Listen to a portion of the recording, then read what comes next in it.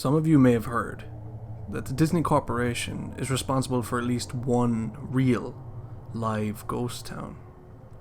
Disney built the Treasure Island Resort in Baker's Bay in the Bahamas. It didn't start as a ghost town. Disney's cruise ships would actually stop at the resort and leave tourists there to relax in luxury. This is a fact. Look it up. Disney blew $30 million on the place. Yes, $30 million. Then they abandoned it. Disney blamed the shallow waters, too shallow for their ships to safely operate. And there was even blame cast on the workers, saying that since they were from the Bahamas, they were too lazy to work a regular schedule.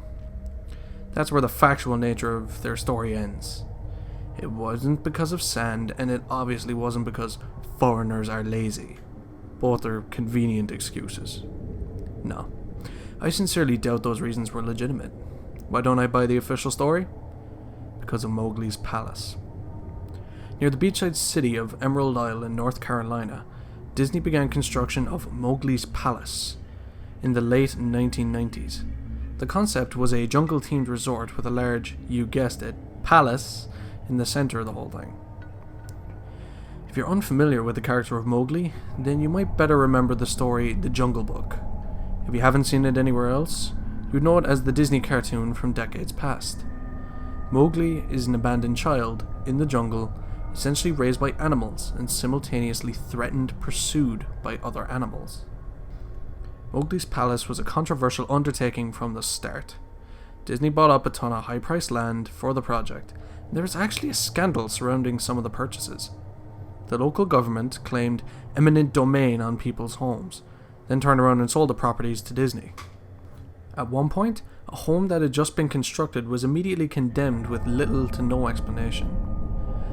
The land grabbed by the government was supposedly for some fictional highway project. Knowing full well what was going on, people started calling it the Mickey Mouse Highway. Then there was the concept art. A group of stuffed shirts from Disney Corp actually held a city meeting. They intended to sell everyone on how lucrative this project was going to be for everyone. When they showed the concept art, this gigantic Indian palace, surrounded by jungle, staffed with men and women in loincloths and tribal gear, well, suffice to say everyone flipped their shit. We're talking about a large Indian palace, jungle and loincloths, not only in the center of a relatively wealthy area, but also a somewhat xenophobic area of the southern USA. It was a questionable mix at that point in history. One member of the crowd tried to storm the stage, but he was quickly subdued by security after he managed to break one of the presentation boards over his knee. Disney took that community and essentially broke it over its knee as well. The houses were razed, the land was cleared, and there wasn't a damn thing anyone could do or say about it. Local TV and newspapers were against the resort at the beginning, but some insane connection between Disney's media holdings and the local venues came into play and their opinions turned on a dime. So anyway, Treasure Island, the Bahamas. Disney sunk those millions in and then split. The same thing happened with Mowgli's Palace. Construction was complete. Visitors actually stayed at the resort. The surrounding communities were flooded with traffic and the usual annoyances associated with an influx of lost and irate tourists. Then it all just stopped. Disney shut it down and nobody knew what the hell to think. But they were pretty happy about it. Disney's loss was pretty hilarious and wonderful to a large group of folks who didn't want this thing in the first place. I honestly didn't give the place another thought since hearing it closed over a decade ago. I lived maybe 4 hours from Emerald Isle, so really I only heard the rumblings and didn't experience any of it firsthand. Then I read this article from someone who had explored the Treasure Island Resort and posted a whole blog about all the crazy shit he found there. Stuff just left behind, things smashed, defaced, probably ruined by the disgruntled former employees who had lost their jobs. Hell, the locals from all around probably had a hand in wrecking that place. People there felt just as angry about Treasure Island as folks here did about Mowgli's Palace. Plus, there were the rumours that Disney had released their aquarium stock into the local waters when they closed, including sharks. Who wouldn't want to take a few swings at some merchandise after that? Well, what I'm getting at is that this blog about Treasure Island got me thinking. Even though many years had passed since its closing, I figured it might be cool to do some urban exploration at Mowgli's palace. Take some photos, write about my experience, and probably see if there was anything I could take home as a memento. I'm not going to say that I wasted no time in getting there, because honestly it took me another year after I first found that Treasure Island article to get around to actually going up to the Emerald Isle. Over the course of that year, I did a lot of research on the palace resort, or rather, I tried to. Naturally, no official Disney site or resource made any mention of the place. That had been scrubbed clean. Even odder, however, was that nobody before myself had apparently thought to blog about the place or even post a photo. None of the local TV or newspaper sites had one word about the place, though that was to be expected since they had all swung Disney's way. They wouldn't be out there lauding their embarrassment, you know? Recently, I learned that corporations can actually ask Google, for example, to remove links from search results, basically for no good reason. Looking back, it's probably not that nobody spoke of the resort, but rather their words were made inaccessible. So in the end, I could barely find the place. All I had to go on was an old-as-hell map I'd received in the mail back in the 90s. It was a promotional item sent out to people who had recently been to Disney World, and I guess since I had been there in the late 80s, that was classed as recent. I didn't really intend to hang on to it. It just got shoved in with my books and comics from my childhood. I'd only remembered it months into my research, and even then it took me another few weeks to locate the storage bin my parents had shoved it all into. But I did find it. Locals were no help, as most were transplants who had moved on to the beach in recent years, or old residents who just sneered at me and made rude gestures the second I managed to say, "Where would I find Mowgli's?" The drive took me through an inordinately long corridor of overgrowth. Tropical plants that had run rampant and overpopulated the area, mixed with the native species of flora that actually belonged there and had tried to reclaim the land. I was in awe when I reached the front gates of the resort. Tremendous, monolithic wooden gates, whose supports to either side looked like they must have been cut from giant sequoias. The gate itself had been gouged in several places by woodpeckers and eaten away at the base by burrowing insects. Hanging on the gate was a sheet of metal, some random scrap, with hand-painted letters scrawled in black. Abandoned by Disney. Clearly the handiwork of some past local, or an employee who wanted to make some small protest. The gates were open enough to walk through, but not drive, so grabbing my digital camera and the map, whose flip side showed a layout of the resort, I set off on foot. The inner grounds of the palace were just as overgrown as the entryway. Palm trees stood untended and ragged among piles of their own coconuts. Banana plants similarly stood in their own stinking, bug-riddled refuse.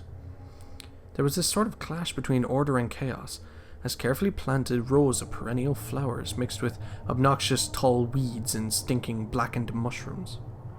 All that remained of any outdoor structures were broken, rotting wood and various charred bits of unidentifiable materials. What was most likely an information booth or an outdoor bar was now simply a pile of assorted debris, chopped up by past vandalism and then ravaged by the weather. The most interesting thing on the grounds was a statue of Baloo, the friendly bear from the Jungle Book, which stood in a sort of a courtyard in front of the main building. He was frozen in a jovial wave toward no one, staring into empty space with a silly, toothy grin. His bird shit covered whole swathes of his fur, and vines ensnared his platform. I approached the main building, the palace, only to find the outside of the building covered in graffiti where the original paint hadn't peeled and chipped away. The front doors weren't just open, they had been taken off their hinges and were stolen. Above the front doors, or the gaping maw where they had once been, someone had once again painted, "Abandoned by Disney." I wish I could tell you about all the awesome stuff I saw inside the palace. Forgotten statues, abandoned cash registers, a full-fledged secret society of homeless bums. But no. The inside of the building was so stark, so bare, that I actually think people had stolen the molding off the walls. Anything that was too big to steal, counters, desks, giant fake trees, they were all resting amid this empty echo chamber that amplified my every step like the slow rat-a-tat of a machine gun. I checked the floor plan and headed to all the locations that might seem in any way interesting. The kitchen was exactly as you'd imagine. An industrial food prep area with all the appliances in space, no expenses spared. Every glass surface was broken, every door knocked off its hinges, every metal surface kicked and dented. The entire place smelled like very, very old piss. The huge freezer, not even remotely cool now, had row upon row of empty shelf space, hooks hung from the ceiling, probably for hanging cuts of meat, and as I stood inside for a moment, I noticed they were swinging. Each hook swung in a random direction, but their movements were so slow and small that it was almost impossible to see.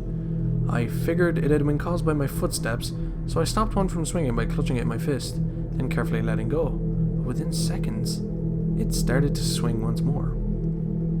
The bathrooms were in much the same state as the rest of the place. Just like the Treasure Island resort, someone had methodically smashed each porcelain commode with coconuts and other implements. There was about a half-inch of rancid, stinking, stagnant water on the floor, so I didn't stay there very long. What's odd is that the toilets and the sinks, and the bidets in the ladies' room, yes, I went there, all dripped, leaked, or just ran freely. It seemed to me that they should have shut the water off long ago. There were plenty of rooms in the resort, but naturally I didn't have time to look through them all. The few I did peer into were similarly wrecked, and I didn't expect to find anything here. I thought there was actually a television or radio in one room, as I really think I heard a quiet conversation coming out, though it was like a whisper, probably my own breathing echoing in the silence, or just another case of the sound of flowing water playing tricks on the mind. This is what it sounded like. I didn't believe it. I didn't know that. Your father told you. And then just the sound of weeping. I know. That sounds ridiculous. I'm just telling you what I experienced, why I thought there might have been something running in that room, or worse, some vagrants who had holed up there and probably would have knifed me. At the front doors of the palace again, I figured I hadn't found anything of note and had wasted my entire trip up.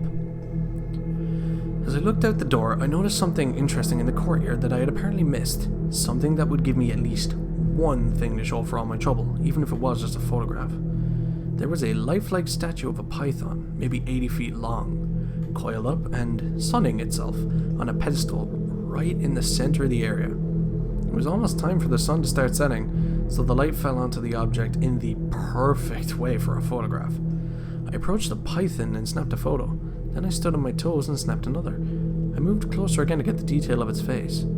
Slowly and casually, the python lifted its head, looked directly into my eyes, turned and slithered off the pedestal across the grass and into the trees.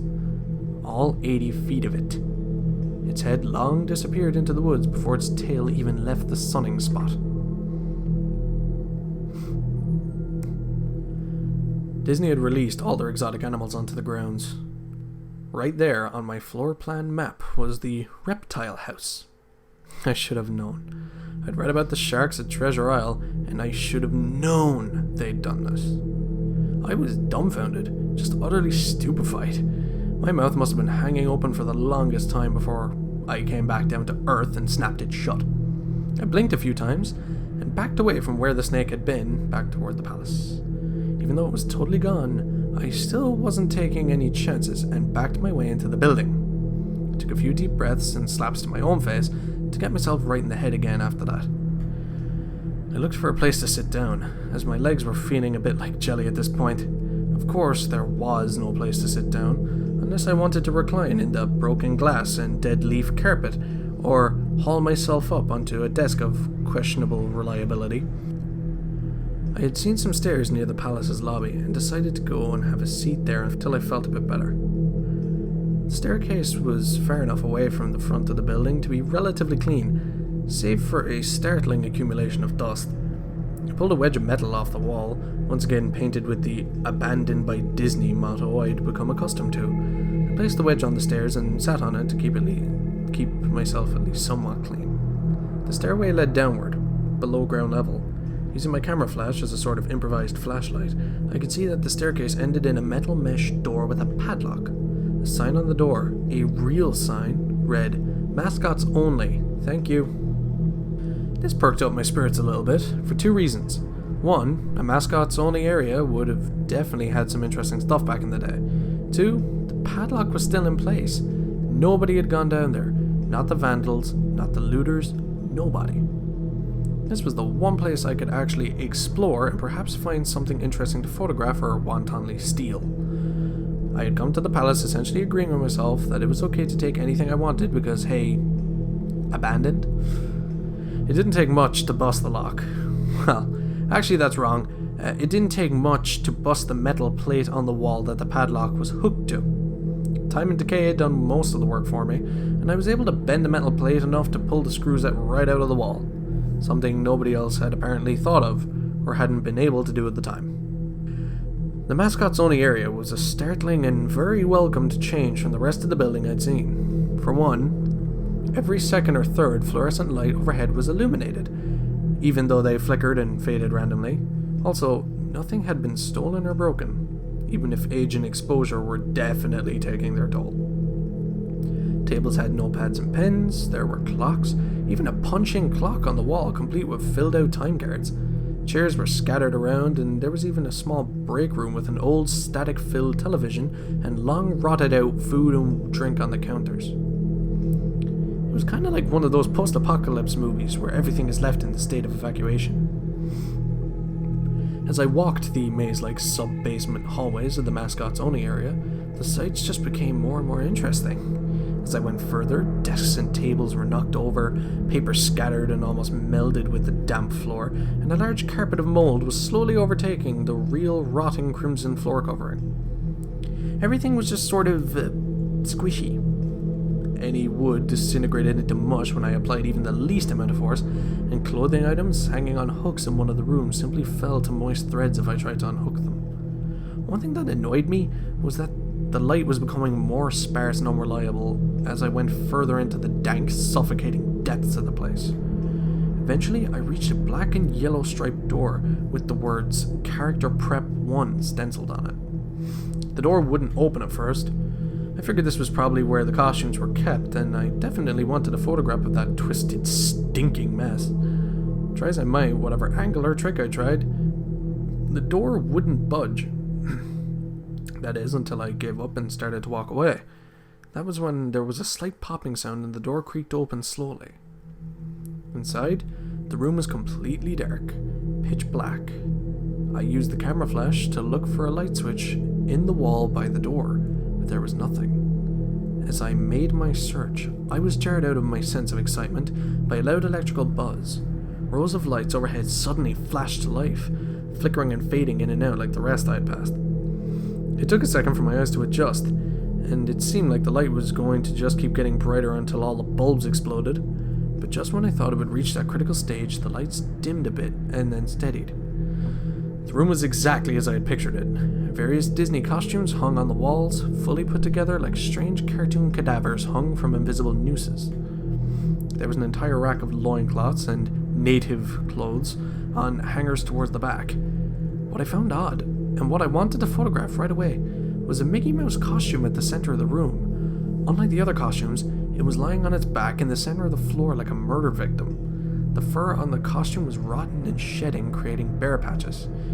What was even odder, however, was the coloring of the costume. It was like a photo negative of the actual Mickey Mouse. Black where he should have been white, and white where he should have been black. His normally red overalls were light blue. The sight was off-putting enough that I actually put off photographing the thing until last.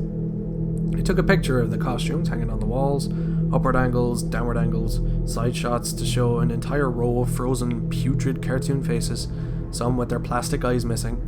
Then I decided to stage a shot. Just one of the bedraggled character heads on the slick, grimy floor. I reached for the headpiece of a Donald Duck costume and carefully removed it so the thing wouldn't fall apart in my hands. As I looked into the face of the wide-eyed, mouldering head, a loud clattering sound made me jump with fright. I looked down at my feet, and there between my shoes was a human skull. It had fallen out of the mascot head and shattered into pieces at my feet. Only the empty face and lower jaw remained, staring up at me. I dropped the duck head immediately, as you'd expect, and moved for the door. As I stood in the doorway, I looked back to the skull on the floor. I had to take a picture of it, you know? I had to. For any number of reasons that may seem silly, but only if you don't think it through. I'd need proof of what happened, especially if Disney was going to somehow make this go away. I had no doubt in my mind, right from the start, that even if it was just gross negligence, Disney was responsible for this. That's when Mickey, that photo negative opposite Mickey in the middle of the floor, started to get up. First sitting up, then climbing to its feet.